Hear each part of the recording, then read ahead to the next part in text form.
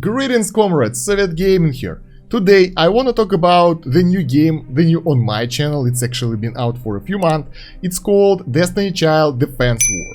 So this game is just like random dice defense, random defense and other those kind of games that are really popular right now. So yeah, I kind of got hooked up on it. I like it, so I want to talk about it a little bit. So let's go over the main stuff about the game, and I will cover the game mechanics and I will show you a few fights, and maybe you'll like it as well. So first of all, let's do a fast battle so you will see how the game is and what's special about it, so you will understand how it works and if you like it or not.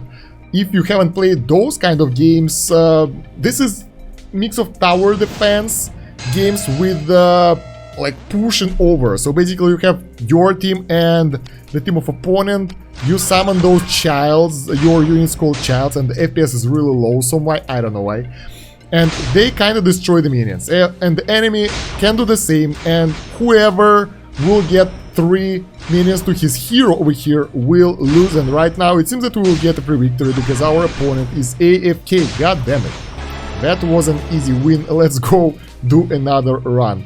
Hopefully this time our opponent will be alive and well. There we go, he's summoning the heroes as well. And basically your side and the enemy side have to deal with the enemies one at a time, basically. Whenever you kill a mob on your side, that mob will summon at the enemy side. So basically, the faster you kill, the more enemies will be there. And there is a normal summon mechanic, like one monster every something. And after some time there will be a boss, and there are different bosses. The one we'll have right now is really annoying. You can click this button in the middle and that will summon the random hero out of your hero pool, out of your units pool. They're called childs in this game. So you can have 5 of those selected, and you have a hero over here that have additional mechanics that help you throughout the fight. The more units you summon, the more expensive they get. Also, you can upgrade your heroes. Upgrading them will make them stronger, so if we upgrade someone to +1, they will get additional damage and additional attack speed and additional something. So far it goes really well. The fights can take quite a while here, up to like 20 minutes, so I'll skip the boring parts, but I want to show you the main mechanics. There we go, we got the boss coming over, and in order not to be affected by it, we'll have to summon the skill. There we go, we got shielded from it, but our opponent got affected by the boss and he had all his heroes changed. We got partially affected by it, and I think we got lucky in the end, so I like the results. Other than upgrading mechanics, there is a merge mechanic, so you can have 2 heroes of the same type, of the same star rarity, and merge them together. That will yield you random hero or random child of the next star level. And basically that's how you progress through the game. There are different mechanics to go around it, but mainly this is what you do. You just merge guys and hope for the good results, and it's not always going really well. Honestly guys, it's not always going well. You gotta take out your mobs faster than the enemy, and if you do that properly, you will most likely win the game. So right now our deck is pretty much okay. I experimented with several decks and this one seems to be the best. So we'll stick to it, and I really hope that it will push me the long way. The higher the level of the fight, like the more time has passed, the stronger the enemies are, so the enemy HP gets higher, and you need to dish out more damage per second per enemy in order to destroy them. So far I think we are kind of doing good. The opponent is doing a good job as well, so it's kinda going well for both of us. There are different types of enemies, the normal mobs. This purple guy, if you kill him, he drops several of those. There are fast guys and there are tough guys. So basically it's not that hard, not that different from other games of this type. So in this aspect, it's kind of the same as the rest of those games. There are different ways, well, there is only one way how you can win the game. If the mobs on the enemy side will be able to get their hero, their leader, 3 times, he will lose all the health and you will win the fight. That's what happened right now, and we won. There we go, we got some points for the ranking, and we got some free gold and some stuff in the chest here. Like, those chests have to be unlocked, it takes time, but that's the only thing you can do. Alright, and from those chests you will get the gacha mechanics, so you will be able to get the childs. Now let's go over the main aspects of the game. First of all, your main battle screen. Here you can select your favorite child. Of course, I picked this lady because she looks really cute. She will be over here on the screen. You can change her to anyone else. Then there are quests, there are daily quests, and they are over here. If you finish them, like daily gifts are being collected over the time, and quests need completion. When you finish them, you get some specific amount of points that are being added to this bag, and when you get it, you can open it right now for free. So that is pretty cool. Then there is a mechanics of season pass over here. As a free-to-play player, you won't get much. You will only get the basic chest with the stuff, and other than the last one, which will give you legendary hero, legendary child, you will get the normal stuff. If you take a look at the Devil Pass, which is basically the paid pass, you will get a lot of cool stuff over here. So paid to win in this game is really strong, but as a free-to-play player, I'm playing it as a free-to-play. As always, you have a really good chance as you can progress, you can enjoy the game, and you can grow pretty nicely. So I'm really enjoying the fights, and on my level right now it seems pretty fun. What else do we have here? We have different game modes. The battle, which we took a look already, which is the PvP battle, and the mode. Right now we have the co-op mode here, where you play with other players in order to defend the objective. Let's take a look at it. So in this game mode, you're basically doing the same stuff. You're summoning heroes and defending your area from the enemies, but instead of, you know, letting enemy lose, you gotta work together in order to defeat all those guys, so none of those mobs will reach those gates on the right. If at least one of the units will reach there, you will lose, and your goal is to hold on as long as possible. That will give you the bonuses, so you will get this purple shiny thing that will progress your pass. You will get extra money, and you will get the chest. Basically, we are here mostly for the pass and for the daily bonuses and for the gold. So that's our main goal right here. Let's do some magic, because otherwise we might lose. And yeah, same stuff. You'll get the same game mechanics, same bosses here. Nothing really special, but I would recommend playing this. Well, the guys will be in the different video, but over here the teamwork is really important. If one of the players will select the support build and another one will support the damage build, they will progress way further than just two random guys like we are over here. You can play it with a random guy like I did, or you can play it with your guildmate, which is way more efficient most of the time, because you can communicate and you can decide how you want to do this. In my case, I decided to go random because why the hell not, and it's okay for our case, for our scenario of the video. Alright, it seems to be getting to an end. My ally became totally useless. He totally made wrong decisions during this game, and yeah, we managed to get to stage 68. It's pretty good. We got the results, we got the rewards. So yeah, this co-op game is the best way to progress your season pass, because that gives you a lot of those souls. You get one per each PvP fight, and well, a lot of those, depending how far you can go in the co-op mode, and 10 of those progress you one tier lower. In the end of the month, you want to have 35 of those, so that's pretty crazy.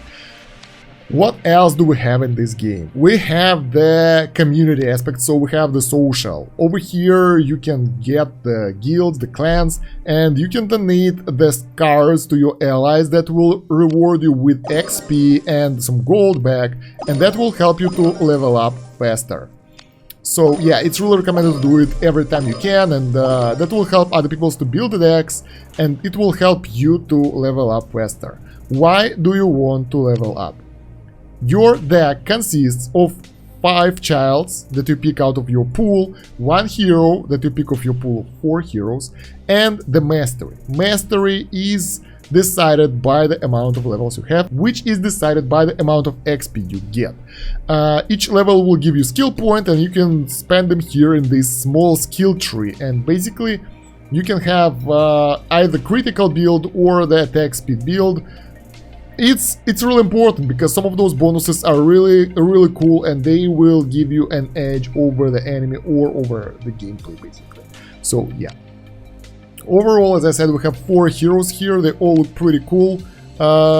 If you played Destiny Child, the heroes here and the childs are totally from that game, and that's really nice because I love art in that game. And we have 53 childs right now as of 6th of September, and yeah, we have a lot of ladies here, we have a lot of waifus, that's for sure, but we have some male characters as well. I'm not entirely sure if it's a male character or not, but there are definitely some guys here. Where is our Mr. Jupiter? There we go. So we definitely have guys here, and that's really nice. Childs are separated in different tiers. There is a gray normal tier, there is a blue rare tier, and there is an epic purple tier or pink, I don't know what color is this, and there is a legendary one. The legendary ones are really rare. You can get them as a free-to-play. I'm playing as a free-to-play, guys, in all the games. So my experience here is basically free-to-play experience after a few months of playing this, and it's pretty fun when you get the good guys that you need to get a good build. Also, you can use emotes during the fights. You have 4 basic ones and other ones are unlocked via mostly pay-to-win mechanics. So for the free-to-play players, most likely you won't get that, and you can have the different style of the battlefield. Once again, it's down here in the pay-to-win area, so yeah, I'm not hoping for that ever. Also, you have a shop here, and of course, as a pay-to-win game, if you buy the stuff here, you will progress way faster. I'm pretty sure as a free-to-play player, you can unlock all that stuff over time, but from my experience, it's pretty problematic to get the good legendary heroes, so you have to decide how do you build your deck based on the heroes that you have. Also, over here you have daily specials. You can buy stuff with gold, and I strongly recommend doing that specifically for some cool cards that you need. And epic bag is therefore worth buying. There is a gacha mechanics. When you open the bag, you get random stuff out of it, and I'm getting some crappy stuff, something that I don't really need. But yeah, you get what you get. There are some free stuff from time to time, and it's nice to get the free stuff, but yeah, as you can see, we don't get a really good stuff out of it. Alright, so this is the area for the free-to-play players, basically. You don't go over here, you don't go over here. Yeah, you get some diamonds per day from the quests, but you can spend them on the emotes. That costs 250, so that's a lot. Or you can try to collect and buy the bag that costs 2.5k, which is, I don't know how long it will take to collect to. And here's a pay-to-win area, gold and gems for the pay-to-win guys. I don't know the actual prices. The price for 1.2k is about $10. And yeah, it's kind of expensive in my opinion, as always, but who am I to decide, right? There are some good packs, so if you're trying to spend the money, I would recommend going for the legendary pack because it's really good, and getting the devil pass because that will award you a lot of stuff, so that's really important. Now let's talk a little bit about the strategy aspect of the game, if there is a strategy to it or not. There are different builds that are available in the game. So far, I've counted like 4 to 5 effective builds for the late game. And of course, there is always a cookie cutter build that will destroy everyone. And right now, I'm using that one. And this is pretty much free-to-play friendly one. So you need, you can adjust it to your free-to-play guys as well. So yeah, there are really good ones that are legendary cards only, and they require you to have them, and free-to-play guys don't get those that easily. But free-to-play guys have a chance. There are some builds that are consistent only out of the rare cards without legendary and epic cards. So those are really nice for the beginner builds, and I think I'll talk about the builds in a different video because most of you guys aren't interested about that stuff over here. But know this game have some theory crafting, have some deck building to it, and you have different setups for the PvP and different setups for the PvE. Moreover, some cards, like for example this sniper lady who's called Guillotine, she have ability that kind of affects enemy field, so you can do stuff that destroying enemy cards, destroying enemy childs, making them slower, and kind of making the playthrough of your opponent really uncomfortable. And in the co-op mode, she will buff your ally, and that is really cool. So there are a lot of opportunities you can explore, and since the game is pretty new, you have some time to actually find the right combinations. And as a big fan of waifus and Destiny Child, I really like the style of art over here of most of the characters, and that is really fantastic. Recently, in the previous update, we got the challenges introduced into the game, and those are pretty cool because you can get free stuff over here just by playing it, and they have different mechanics, different restrictions. So for this one, for example, your deck will include a level 9 Yuna card, and you can use yours. So that's really nice, and you can get pretty cool rewards here. You can even get the emote, which is pretty cool. So I take my words back about the free-to-play can't get that, but you gotta be smart about it, otherwise you will lose. So yeah, I'm really looking forward to what this game will become, because this is a very early state of the game, and I think they will introduce more and more stuff and more game mechanics, because we saw in the random dice how it all changed to the really complex mechanics, and I really like that. So I really want to see how this game will end up. Let me know in the comments, guys, what do you think about this game, if you played it, or if you like what you saw. I want to see your opinion over there. While you're going there, don't forget to leave a like, share this video with your friends, and subscribe to the channel if you haven't yet. Make sure to hit that bell button so you won't miss any new videos, and of course check the pinned comment and the video description for the links we have to social media, Discord over there, and some playlists that you might like. Thank you for watching, guys. I appreciate that a lot. Soviet out. До свидания.